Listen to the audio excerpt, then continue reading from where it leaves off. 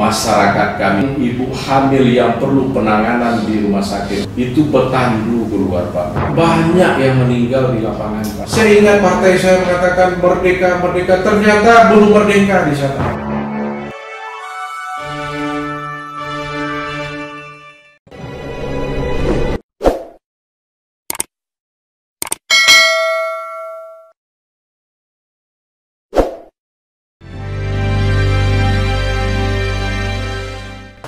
Assalamualaikum warahmatullahi wabarakatuh. Saya Firdaus Abi.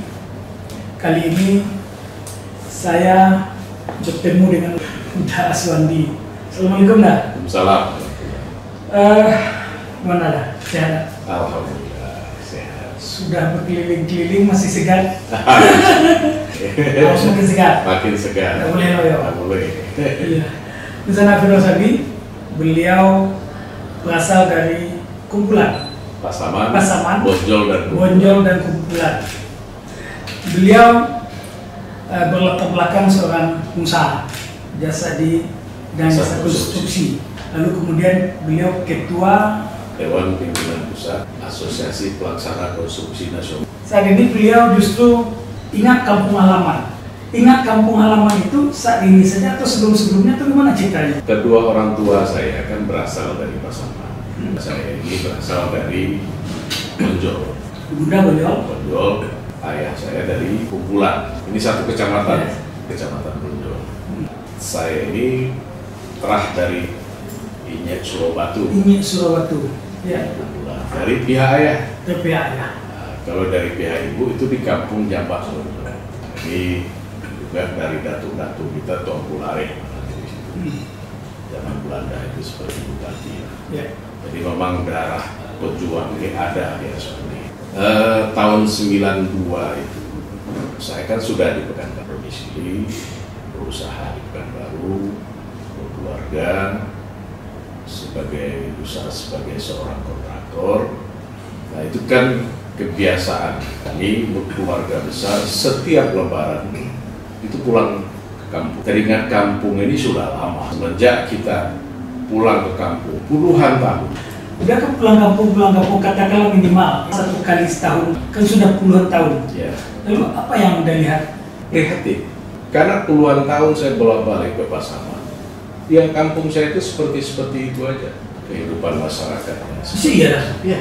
Sentuhan-sentuhan pembangunan kurang, dukungan-dukungan terhadap sektor-sektor yang merupakan mata pencaharian masyarakat, bukan pertanian. Ya. Pertanian itu masih juga seperti itu, tradisional, terpengaruh tombula, kelangkaan pupuk, harga pupuk yang mahal. Ini yang hari-hari dihadapi sehingga kesulitan-kesulitan seperti ini tidak meningkatkan taraf hidup masyarakat. Abrasi sungai yang terjadi sehingga daratan itu setiap tahun itu tergerus 1 sampai 2 meter itu terbiarkan selama ini. Nah, jadi puluhan tahun kita bolak-balik ya seperti itu saja, tidak tersentuh. Ya. Nah, mestinya kan pembangunan ini menyentuh kepada setiap kabupaten kota yang ada dan pelosok-pelosoknya. Tapi kan di struktur pemerintahan itu ada pembangunan yang tiap saat. Ya begini, kalau kita berbicara Pasaman itu APBD-nya kecil. APBD-nya kecil, karena PAD-nya juga nggak ada. Iya. Ya kan? Jadi APBD-nya itu lebih kurang 900-an miliar. 900 miliar Per tahun.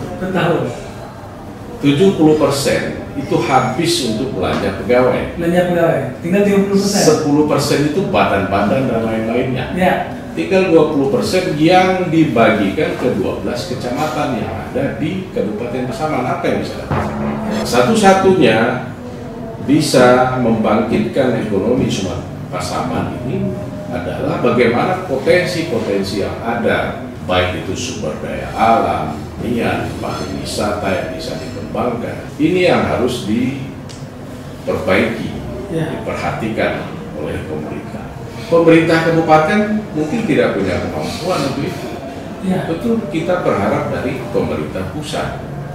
Pemerintah pusat ini apa? Tentu dari APBN. Ya. Nah, bagaimana APBN ini bisa turun ke Pasaman? Itulah perlunya seorang legislatif yang ada di DPR itu yang berasal dari Pasaman. Sejak reformasi tidak ada lagi ya? Sudah tidak ada lagi. Jadi 6 DPR RI yang ada di Dapil Sumbar 2, yang salah satunya masuk Kabupaten Pasaman itu sudah tidak ada. Berarti kalau begitu selama ini di Pasaman itu orang cari suara saja? Betul. Ini kan faktanya kita lihat di lapangan. Kondisi masyarakat Pasaman seperti apa.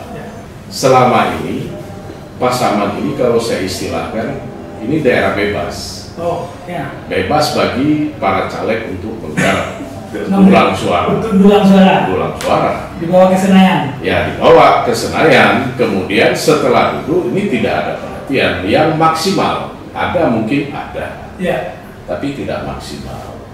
Jadi bisa Pak Firdaus berhasil di Rantau, yang dibangun pasti kampung. Ya.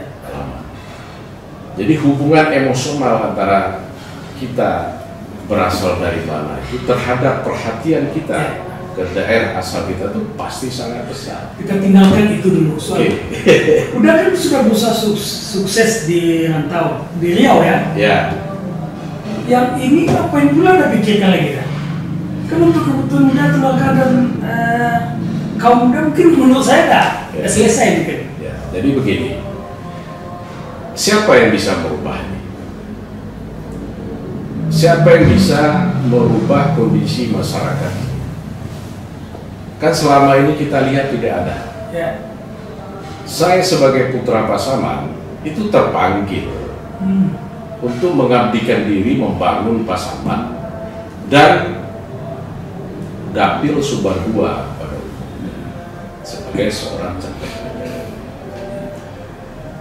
Karena apa? Karena sering saya turun berulang-ulang atau puluhan tahun turun yang seperti itu, ini harus ada yang berubah. Ya. Nah, Aswandi tadi yang terah keturunannya sudah jelas. Ya. Ini sekarang terpanggil putra Pasaman untuk turun ke Sumbar 2 ini, salah satunya membangun kampung. Ada juga orang yang menyebut jadi anggota DPR RI itu untuk mengejar penghasilan. Ada juga, karena mungkin dengan anggaran budgeting untuk anggota dewan itu. Di sisi lain, udah usahanya sudah jalan. Apalagi yang udah jadi sebetulnya? Nah, itu pertanyaan yang sama dari istri saya. Ya? Ekonominya cukup. Jadi begitu saya punya keinginan untuk merubah ini melalui legislatif di Senayan. Tentu yang pertama sekali saya utarakan keinginan ini kepada keluarga. Ya. Nah, istri saya bertanyakan hal yang sama. Apalagi gitu ya? Apalagi yang mau kita cari cari? apa lagi? Sudahlah Bang, kata. Apalagi yang mau kita cari? Jadi untuk kebutuhan kita sudah cukup rasanya. Untuk apa lagi? Jadi saya sampaikan, itu 1,5 tahun saya itu baru bisa meyakinkan istri saya untuk saya bisa terjun ke politik. 1,5 tahun? 1,5 tahun.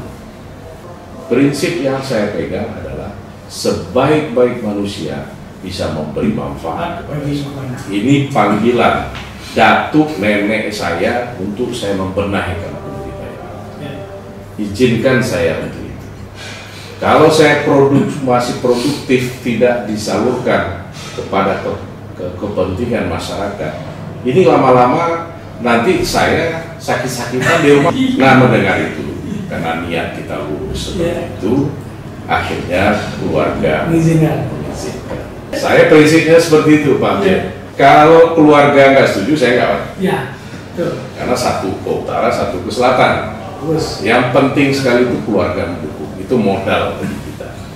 Kalau begitu keluarga menyatakan mendukung, disitulah saya mengatakan bismillah, saya maju sebagai caleg pada saat itu DPR RI dari Dapil Sumbar, lalu partai PDI.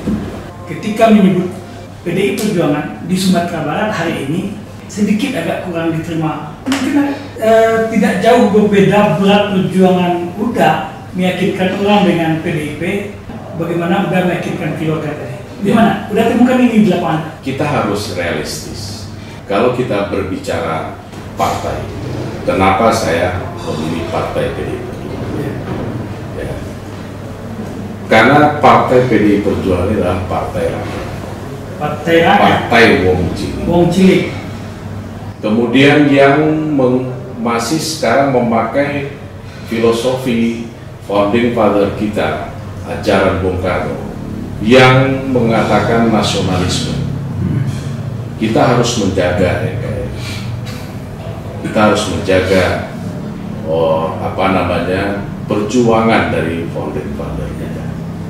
Nah, karena ini PDI Perjuangan ini partainya merayat dan kemudian plafonnya nasionalis. Ini yang kita butuhkan di Indonesia. Maka saya menjatuhkan pilihan ke PDI Perjuangan. Banyak yang bertanya, kenapa PDI Perjuangan? Ya, kenapa udah harus pilih PDI Perjuangan? Kita harus realistis, Pak Firdaus. 2014 PDI Perjuangan ini pemenang. Ya. 2019 PDI Perjuangan pemenang. 2014 dua ya? 2014 ada dua DPR di Senayan. di Senayan.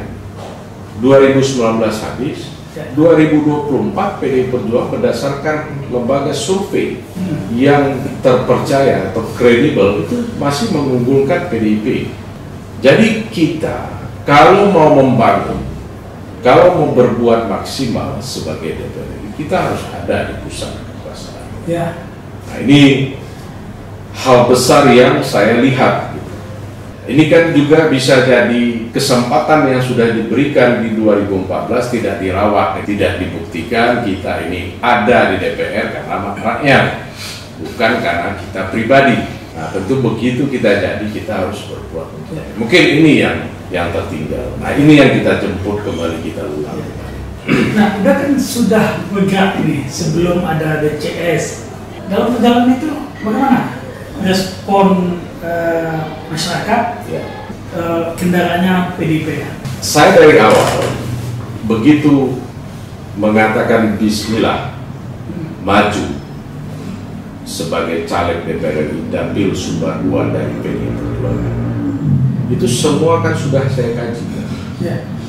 Itu tim kita sudah memapping semua kejadian apa yang terjadi di 2019. Hasil kajian kita 2019 pertarungan pilpres yang cukup masif di Sumatera Barat, sehingga pada saat itu yang diusung oleh PDI Perjuangan adalah Presiden Jokowi.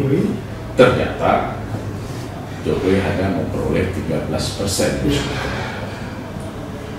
Dalam kondisi yang pertarungan yang luar biasa ini, hasil dari Pileg 2019 untuk DPR RI Dapil Sumbar 2, PDI Perjuangan masih mendapatkan suara 47.000. Artinya dalam kondisi tekanan segala macam kita sudah punya modal 47.000 yang tidak akan tergoyah dengan segala macam tekanan segala macam pada saat 2019. Nah, inilah modal kita. Kemudian mulai kita petakan 8 kabupaten kota ini. Tentu tidak mungkin Aswandi akan mempush semua kabupaten kota. Maka kita dengan tim kita membagi ini. Skala prioritas zonasi. Zonasi yang kita bangun sekarang adalah Pasaman dan Pasaman Barat. Kenapa? Karena saya putra Pasaman, istri saya dari Pasaman Barat. Ya. Pasaman ini kampung, Pasaman Barat itu basisnya PDI Perjuangan di Dapil Sumbar. Inilah pertimbangan kita sehingga kita melangkah Bismillah. Apa yang kita lakukan untuk merubah pola pikir image masyarakat yang selama ini melekat terhadap PDI Perjuangan. Jadi yang berani, yang bisa turun ke Dapil Sumbar 2 ini harus bertarung, Pak. Dari perjalanan itu, apa hal informasi membahagiakan bagi kader-kader PDIP? Nah, setelah saya bergerak dari Mei 2022, belum ada kejadian apa-apa. Mei 2022 ini saya istilahkan saya bangun jam 3. Orang bangun jam 5, saya bangun jam 3. Mulai saya bersosialisasi, tiada henti bertemu dengan tokoh-tokoh masyarakat. Nah, di Agustus kemarin yang sangat mengejutkan, ternyata tingkat kesukaan masyarakat Pasaman Barat yang sebelum saya turun itu 1,5% terhadap PDI Perjuangan, tingkat kesukaan masyarakat Pasaman terhadap PDI Perjuangan sebelum saya turun Mei 2022 itu 1,5%. Di Agustus 2023 itu sudah bisa mencapai 10,75, dan di Pasaman Barat itu 13,5%. Artinya apa? Niat tulus dan kerja keras dalam bersosialisasi meyakinkan para tokoh dan masyarakat ini ternyata diterima kok. Ya. Kenapa? Karena saya sampaikan tujuan saya maju DPR RI ini pengabdian. Dia ada dua nih kalau menurut saya, DPR RI ini satu pekerjaan, satu pengabdian. Satu pekerjaan, Satu pekerjaan, satu pengabdian. Yang apa pekerjaan, yang pekerjaan yang pekerjaannya Pak Firdaus sampaikan tadi, cari uang gitu kan. Tapi kalau pengabdian ada syaratnya Pak, dia harus selesai dengan dirinya. harus selesai. Dengan dirinya. Kan Bapak bilang dari ya, perusahaan, dari pengusaha di Riau, apalagi yang mau dicari. Artinya ini saya kan harus selesai dulu dengan diri saya. Yang saya bangun di Pasaman itu khusus Pasaman dan 7 kabupaten kota lagi. Saya bilang saya ini pengabdian. Kita harus sadar, masyarakatnya harus sadar akan kebutuhan seorang legislatif di pusat kekuasaan itu untuk membangun kampung kita. Istilah saya sampaikan jam batare itu akan luar. Ya. Batare kok ke dalam. Kuliah berjawab. Dulu 2019 kita tidak punya pilihan. Ya. Sekarang sudah muncul pilihan putra Pasaman. Sadar kita lagi. Jadi kesadaran yang mau bangun. Sehingga dengan kesadaran itu akan muncul rasa tanggung jawab. Kalau muncul rasa tanggung jawab tanpa dibayar pun mereka akan bersosialisasi, bekerja. Maka dari mulut ke mulut, dari masyarakat ke masyarakat sekarang itu sudah terbangun. Karena saya sampaikan begitu saya duduk DPR RI dipercaya oleh masyarakat 8 kabupaten kota ini, 8 lah kampung saya nanti, bukan hanya Pasaman. Dan mungkin kau udah tinggal ya tekan lain. Iya, kan kembali ke niatan. Iya. Ya, maka keluarga selalu mengatakan tetap luruskan ya. Luruskan ya. Nah, inilah niat yang ada sekarang. Sehingga sekarang muncul tak rasa tanggung jawab. Apa isu yang berkembang sekarang? Kita tidak melihat partainya, kita melihat sosok. Ya. Mungkin Pak Firdaus bisa jalan-jalan pulang kampung ke Lubuk Sekapi, bisa lihat di keliling Lubuk Sekapi, di Padang Sare, ke Mauah. Nah, itu bisa lihat animo masyarakat. Jadi para tokoh masyarakat ini sekarang sudah mulai bangkit, kemudian mengatakan inilah yang kita harapkan selama ini. Nah, inilah modal kekuatan kita, kekuatan saya, modal inilah yang disampaikan berulang-ulang oleh Ibu Ketua Umum, Ibu Megawati Soekarno Putri. Turun kalian ke masyarakat, lihat masyarakat itu, rasakan penderitaan rakyat, tampung aspirasi rakyat. Inilah yang saya bangun sekarang. Ya. Dan saya yakin dengan kita menyatu dengan rakyat, tanggung jawabnya akan muncul, kesadaran dan tanggung jawab akan muncul. Ya. Inilah yang menjadi modal dasar bagi saya. Lalu secara umum kalau udah melihat 6 kabupaten kota lain, mana? 8 kabupaten kota yang ada di Dapil Sumbar 2. Ini kan kehidupan masyarakat kita hampir 90% itu kan pertanian, perikanan. Ya, tapi mayoritasnya pertanian. Sekarang bagaimana pertanian ini menjadi prioritas kita? Di samping kita juga melihat sektor pendidikan, infrastruktur jalan, infrastruktur kesehatan. Kemudian persoalan yang besar di sekarang yang ada di kita ini adalah masalah stunting. Ya, ini menjadi prioritas. Jadi banyak hal yang harus kita lakukan di Sumbar 2. Saya ambil contoh misalnya pertanian. Pertanian ini sekarang kondisinya petani kita ini dia terbelenggu oleh tengkulak, Pak. Begitu mereka mau menanam benih, beli benih sudah pinjam uang. beli pupuk sudah pinjam uang. Begitu pinjam uang itu kan perjanjian sudah dibuat. Iya. Kalau panen nanti jual ke saya harganya sekian teken. Iya. Kemudian kelangkaan pupuk, harga pupuk yang mahal. Saya di Tigonagari bertemu dengan salah satu kelompok tani yang punya anggotanya hampir 300. Bertumpah semua perasaan dia. Apa yang dia sampaikan? Kami pupuk langka. Kemudian sekarang setiap petani untuk mendapatkan pupuk itu harus ada pula punya kartu petani. Iya. Kartu petani ini yang dikeluarkan oleh bank, satu bank. Ini mengurusnya sulit. Ya. Kemudian kebutuhan pupuk, misalnya kami butuh 300 sak, itu yang datang tuh 100 Pak, kadang 50, harga pun mahal. Belum lagi saya turun ke Mapat Tunggul Selatan Pak. Mapat Tunggul Selatan itu salah satu kecamatan yang ada di Pasaman. Itu melewati Nagari Selayang, Sungai Lolo, Muaro, Sungai Lolo. Apa yang saya alami? Mulai Nagari Selayang itu handphone itu sudah nggak bisa digunakan karena jaringan tak ada. Jalan hancur, puskesmas tak ada. Yang ada tuh adalah postur. Jadi saya mulai dari Selayang itu sudah nggak bisa berkomunikasi pakai handphone. Kemudian berdialog dengan saya, Pak. Apa yang disampaikan? Bapak kan sudah sampai di sini. Bapak lihat bagaimana kondisi kami di sini. Kalau ada masyarakat kami Pak, yang ibu hamil yang perlu penanganan di rumah sakit, itu bertandu keluar Pak mencari jalan yang banyak yang meninggal di lapangan Pak, di jalan. Saya terdiam. Saya ingat partai saya mengatakan merdeka, merdeka, ternyata belum merdeka di sana.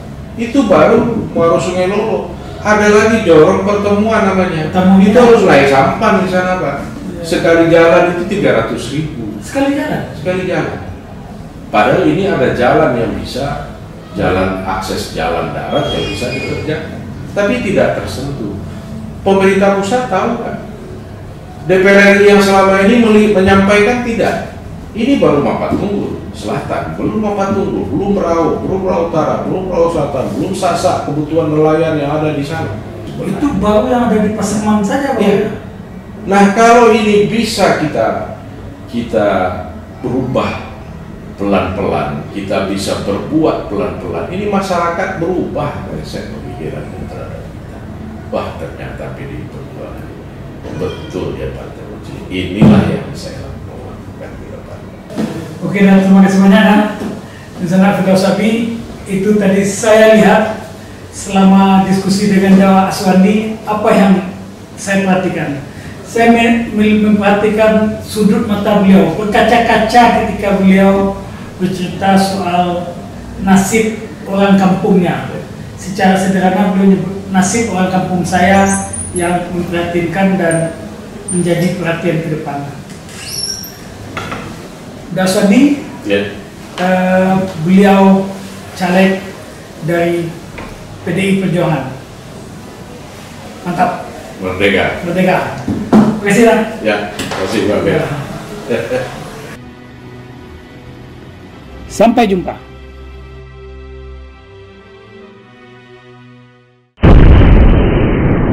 Sampai di sini dulu jumpa kita kali ini, dan tetap dukung channel ini sehingga kami bisa memberikan informasi-informasi yang inspiratif untuk kita semua.